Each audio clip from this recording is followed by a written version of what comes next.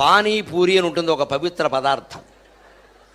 ఓ మురుక్కాల ఓ పక్కన ఓ బడ్డీ పెడతాడు వాడు, ఇంత పెద్ద సంచి ఎడతాడు, దాని నిండా ఏమిటో ఇలాగా మొత్తం బూర్లు ఖాళీ బూరుల్లో ఉంటాయి అన్నీ కూడాను, ఇంతంత గొట్టాలు. అదేమో చెదపడం, అందులో ఏదో రసమో నీరసమో ఏదో పోస్తాడు, అది తినడం.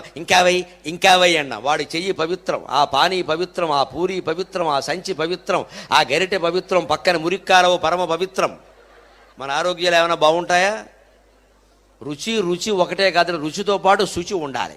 అలాగని శుచి ఒక్కటే కాదు, శుచితో పాటు రుచి ఉండాలి. ఎప్పుడు ఆహారంలో 2 ప్రధాన లక్షణాలు, 1 శుచి, 2 రుచి. అందులోనూ ప్రథమ ప్రాధాన్యం శుచి, రుచి కాదు. శుభ్రమైందా కాదా, నీకు రుచి సరిపోతే అలాగా. రుచి బాగుండాలంటే మీకు ఏం అక్కర్లా. రేపు ఫిబ్రవరి 14 వస్తుందండి, ఏమిటంటే దాని పేరు ప్రేమికుల దినోత్సవం, లవర్స్ డే. అదో డే పనిగట్టు, ఏదో తద్దినంలాగా అదో ప్రేమికుల దినం. అంటే ఆ రోజుతో ప్రేమకి తద్దినం. పైగా ప్రభుత్వం వారు చాలా